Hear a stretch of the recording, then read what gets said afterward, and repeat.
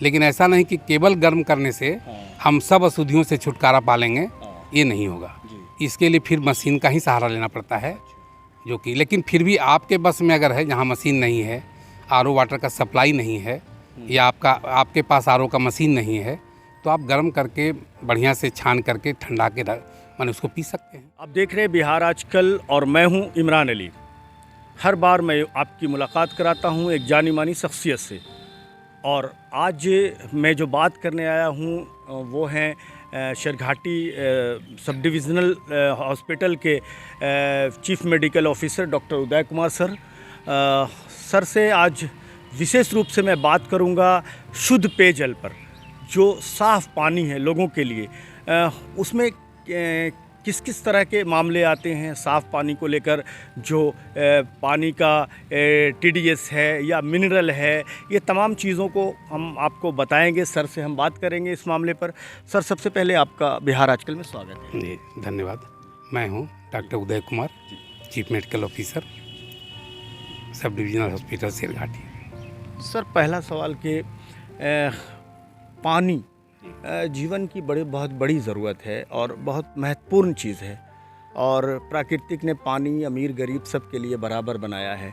लेकिन एक बात ज़रूर आती है इसमें कि शुद्ध पेयजल, तो ये कैसे कहेंगे हम शुद्ध पेयजल? कैसा पानी होगा, उसका क्या पैमाना होगा, कैसे हम उसको मानेंगे? जैसे टीडीएस का मामला आता है, या फिर मिनरल की बात आती है, या बहुत सारे जो आरओ के प्लांट हैं वो सप्लाई कर रहे हैं 20 लीटर के जार, या फिर जो बंद बोतल पानी आता है, ये तमाम चीज़ें सामने हैं लोगों के, जो नगर पालिका की ओर से पानी सप्लाई किया जाता है, ये तमाम चीज़ें हैं। तो सर, हमारे व्यूवर्स को बताएं कि शुद्ध पानी वो कैसे महसूस करें कि वो शुद्ध पानी पी रहे हैं। शुद्ध पानी के लिए ऐसे तो पानी सर्वत्र उपलब्ध है, प्रकृति का ये एक अनुपम उपहार है, इसके बिना हम लोग रह ही नहीं सकते हैं। लेकिन पानी की शुद्धता केवल उसके स्वच्छ दिखने भर से नहीं साबित होगा, उसके लिए हम लोग उसमें घुले हुए लवण जो होते हैं, साल्ट जिसको कहते हैं, उनकी माप करते हैं। जिसे विभिन्न तरह के साल्ट पानी में घुले रहते हैं, अगर सबको एकत्रित करके बोलें तो उसी का नाम है टीडीएस, टोटल डिसॉल्व्ड साल्ट। मतलब जितने तरह के साल्ट हैं उनको जोड़ते हुए जो संख्या बनेगी वही महत्वपूर्ण संख्या है। तो इसमें मात्रा कितनी उसकी जो होती है वो नुकसानदेह है और कहाँ तक के लिए फ़ायदेमंद है वो? देखिए, मात्रा तो कम से कम रहे। जैसे अगर हम लोग 40-45 से शुरू करें तो 150 तक ठीक है, 300 तक भी चलेगा। मान लीजिए किसी तरह अगर उस तरह का पानी मिल रहा है, उससे नीचे का नहीं मिल रहा है, तो वहाँ तक भी। लेकिन जैसे जैसे ऊपर बढ़ेंगे, जैसे 400, 500 या और ऊपर, तो वो सब शरीर के लिए हानिकारक है। क्या हानिकारक होता क्या है कि उसमें बहुत से ऐसे अशुद्धि हैं जो आपके शरीर के लिए जानलेवा भी हैं। जैसे मान लीजिए पानी में केवल अच्छे ही चीज़ नहीं है, मिनरल्स 2 तरह के होते हैं। कुछ आपको लाभदायक मिनरल्स हैं, कुछ हानिकारक मिनरल्स हैं। जैसे आयरन है, कैल्शियम है, मैग्नीशियम है, ये तो अच्छा है। लेकिन उसी पानी में लेड है, आर्सेनिक है, मरकरी है, तो ये हानिकारक मिनरल्स हैं। अगर मात्रा बढ़ेगी तो ये हानिकारक जो मिनरल्स हैं उनकी भी मात्रा बढ़ेगी, तो अच्छा नहीं होगा। तो जितना कम करेंगे तो ये हानिकारक मिनरल्स निकल जाएंगे। ये बात दूसरी है कि अच्छा जो मिनरल्स हैं वो भी इसी के साथ निकल जाएंगे। तो जिसकी भरपाई हम लोग बाद में अन्य तरीक़ों से कर सकते हैं, जो जो अच्छा लगेगा। जैसे आयरन चाहिए, कैल्शियम चाहिए, मैग्नीशियम चाहिए, तो हम बाहर से भी ले सकते हैं। या अब एक ऐसा मिनरल का कार्ट्रिज आता है जिसको प्लांट में हम लगा सकते हैं और पानी में उसे डाल सकते हैं आवश्यकता अनुसार। तो आपका पानी उस मिनरल से फोर्टिफाइड होगा, माने रिच हो जाएगा, यानी काम लायक हो जाएगा, और बाकी जो हानिकारक है उसे हटा देंगे। तो जितना टीडीएस हम कम रखेंगे उतना हानिकारक तत्व कम रहेंगे, लाभदायक भी कम रहेंगे। लेकिन हमको तो हानिकारक को हटा देना है, लाभदायक की पूर्ति हम अन्य माध्यम से कर लेंगे। सर, ये आमस के पास एक भूपनगर जगह है, बहुत सारी स्टोरी उसकी BBC पे भी आई थी और देश भर में वो उस गांव की चर्चा हुई थी कि वहाँ पानी में फ्लोराइड है और आयरन है। उसकी वजह से वहाँ लोग अपाहिज पैदा होते हैं। कई जनरेशन से वहाँ के लोग अपाहिज हो रहे हैं, अब मजबूर हैं, वो वहाँ से कहीं जा नहीं सकते। तो ये जो फ्लोराइड है पानी में या आयरन है, तो ये क्या ये भी सारी जगह पे पाया जाता है या कुछ खास जगह है वहाँ ही सिर्फ ऐसा होता है? ठीक है, ऐसा है कि सब जगह एक समान नहीं मिलेगा। भूपनगर मैं भी गया था एक बार, जब वहाँ ड्यूटी मेरी लगी थी, तो उसके पानी में फ्लोराइड्स ज़्यादा हैं। आयरन उतना ज़्यादा हानि नहीं कर रहा है उन लोगों को, लेकिन फ्लोराइड से फ्लोरोसिस हो जाता है। हड्डियाँ जो हैं पैर हाथ की वो मुड़ जाती हैं, माने पैरालिसिस टाइप का आपको लगेगा, जैसे वो जगह जगह से विकलांग हो जाएंगे। और पीढ़ी दर पीढ़ी वहाँ पर जो रहने वाले हैं उनका यही सिलसिला अब तक जारी है। भूपनगर में क्या और जगह भी ऐसा हो सकता है? और जगह भी हो सकता है। हम लोग की जानकारी में हम लोग के नज़दीक का वो एरिया है जो भूपनगर है जी। लेकिन ऐसा नहीं कि भारत में केवल भूपनगर अकेले है। अच्छा। यहाँ भी फ्लोराइड ज़्यादा होगा वहाँ फ्लोरोसिस होगा। और एकदम क्लियर कट है माने कि फ्लोरोसिस का केस है। इसके लिए वहाँ पानी के शुद्ध पानी की व्यवस्था भी की गई थी। अब अभी कामयाब है या नहीं कह सकते। ये TDS जो है ये आयरन उसमें कंबाइंड है क्या है? ये आयरन अलग चीज़ है? नहीं, आयरन भी है, माने मिनरल्स का एक माने बहुत बड़ा उदाहरण आयरन भी हुआ और फ्लोराइड भी हुआ और अन्य जैसे calcium, magnesium, arsenic, lead, mercury, जितना बोले ये सब मिनरल्स हैं। लेकिन वहाँ के पानी में फ्लोराइड ज़्यादा है जिससे फ्लोरोसिस हो रहा है। सर ये बताइए कि ये जो अभी प्लांट छोटे छोटे लगाए जा रहे हैं, जो 20 लीटर के जार में घर घर लोग एक बिज़नेस है अभी पानी के लिए, शुद्ध पानी के लिए, जिनके पास वैसे RO मशीन घर में नहीं लगे हुए हैं, वो उनसे जार वाले पानी को ख़रीदते हैं, पीते।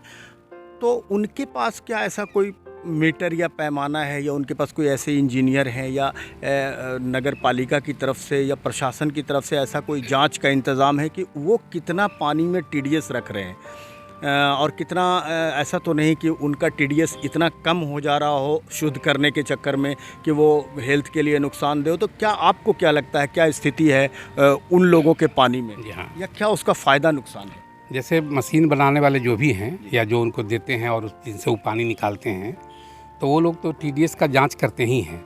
अब रियली में वो कितना पर पानी को छोड़ दे रहे हैं बाहर, ये तो उनसे पूछने या देखने का विषय है। लेकिन प्लांट में ये व्यवस्था रहती है कि हम कितना TDS का पानी बाहर के लोगों के लिए सप्लाई में दे रहे हैं। तो ये जांचने का मशीन उनके पास होता है और इसका मशीन बाहर में भी मिलता है, छोटा छोटा रहता है, जिससे आप एक गिलास पानी ले करके और उसमें उस मशीन को डाल सकते हैं। वो बता देगा कि पानी का TDS कितना है। ये आप अपने पैमाने पर भी कर सकते हैं। जो घरों में लोगों के नल है हाँ, या कुआं है, या जो अब तो ज़्यादातर हाँ, कुआं है या मोटर है, हाँ, तो वो कैसे TDS चेक करेंगे? वो TDS चेक करेंगे। TDS का एक छोटा सा मशीन आता है TDS चेक करने का, जी बहुत छोटा, पेन साइज का इधर कहिए कि, जी और उसे आप एक गिलास पानी ले लें या किसी बर्तन में ले लें, उसमें उसको डुबाएंगे तो उसका जो जितना उसमें साल्ट रहेगा, TDS जिसको कह रहे हैं टोटल डिसॉल्व साल्ट, उसकी मात्रा वो बता देगा। अगर ज़्यादा लगे तो अपने पानी को ठीक कीजिए। अच्छा, पहले पानी शुद्ध करने का सब एक ही तरीका था कि पानी को गर्म करके ठंडा किया हाँ, जाता था। वहाँ तक ही। इस तरीके को क्या कहेंगे सर? ये तो अभी भी कामयाब है। जैसे गर्म करने से क्या होगा कि बहुत सी अशुद्धियाँ जो हैं, जैसे बैक्टीरिया ही सही, वो सब मर जाएंगे या कुछ मर जाएंगे पानी को गर्म हाँ, गर्म करने से। और उसके बाद अगर आप साफ़ कर छोड़ दिए उसको थोड़ी देर के लिए, तो जो डिजॉल्व साल्ट जो दिखाई पड़ने वाला है, जो विजिबल है, वो बैठ जाएगा। और बैठ जाएगा तो ऊपर से जो पानी लेंगे वो रिलेटिवली अच्छा पानी होगा, साफ़ पानी होगा, बशर्ते कि टोटल पानी जो आप पी जाते उस गंदगी से तो आप बच गए। तो पानी गर्म करके पीना हेल्दी है? हाँ, हेल्दी है, काफ़ी हेल्दी है, अच्छा है। लेकिन ऐसा नहीं कि केवल गर्म करेंगे तो हमें पूर्णतः ठंडा करेंगे फिर? हाँ, गर्म करेंगे, ठंडा भी करेंगे, हाँ। लेकिन ऐसा नहीं कि केवल गर्म करने से हम सब अशुद्धियों से छुटकारा पा लेंगे, ये नहीं होगा। इसके लिए फिर मशीन का ही सहारा लेना पड़ता है, जो कि लेकिन फिर भी आपके बस में अगर है, जहाँ मशीन नहीं है, RO वाटर का सप्लाई नहीं है, या आपके पास RO का मशीन नहीं है, तो आप गर्म करके बढ़िया से छान करके ठंडा के माने उसको पी सकते हैं। सर एक चीज़ देखने को मिलती है कि जो नल जल योजना के तहत या नगर पालिका का जो सप्लाई वाटर है वो सड़कों से गुजरता है। कई बार जो ब्लू पाइप, आप भी शायद देखा होगा, घरों में जाता है वो पाइप, तो कई बार वो गाड़ी के आने जाने से पाइप फट जाता है और उसका नाली से संपर्क में वो आ जाता है, गंदे पानी के संपर्क में आ जाता है, फिर उसको बाद में लोग पीते हैं। तो ऐसी स्थिति में ये कितना ख़तरनाक है? ये तो बहुत खतरनाक है। होता क्या है कि जिस समय पानी का फोर्स रहेगा तो पानी जो सप्लाई से आ रहा है वही पानी आपके घर में आएगा।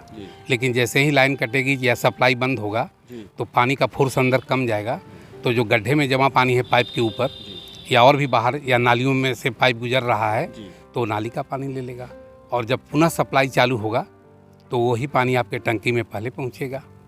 तो इससे तो बुरा कोई पानी हो ही नहीं सकता, और इससे कोई बुरी व्यवस्था नहीं हो सकती है देश या राज्य के लिए कि वह स्वच्छ पानी का इंतजाम न कर पाए। तो इस पर बहुत सतर्क रहना होगा, और बहुत सी बीमारियां, माने आपको मैं नाम गिना सकता हूं यदि कहें तो, जो पानी के द्वारा ही होता है। जैसे बहुत कॉमन है, बहुत सा बैक्टीरिया है उसमें, बहुत सा वायरस हैं, बहुत सा प्रोटोजोआ हैं, ये सब बीमारी करने वाली चीज़ हैं। जैसे मुख्य एक अमीबा। अमीबा एक ऐसा प्रोटोजोआ है जो पानी में ही के द्वारा आपके पेट में चला जाएगा पीने के दौरान, और वो जा कर के अमीबेसिस करेगा पेट में, जिसमें कि अमीबिक डिसेंट्री होगा, पैखाना पतला होने लगेगा, और अगर वॉमिटिंग हो जाएगा, पेट दर्द, वो सब तो इतना डिटेल में ना जाएं, मतलब ये सब करेगा। अगर वही प्रोटोजोआ लीवर में चला गया तो वहाँ एब्सेस कर देगा, घाव बना देगा, अमीबिक लीवर एब्सेस कहते हैं। ये भी बहुत भयानक बीमारी है, इसका भी ठीक करना पड़ता है। इसके अलावा जो पोलियो आज तक कल तक आप जो सुन रहे थे जिनकी चर्चा, वो भी वाटरबोर्न डिजीज है। उसके भी विषाणु जो हैं, वायरस, पानी के द्वारा ही माने पहुँचते हैं, फीकल मैटर से पानी के द्वारा आपके पीने के पानी में चला आया और आपको उसका इन्फेक्शन लगता था।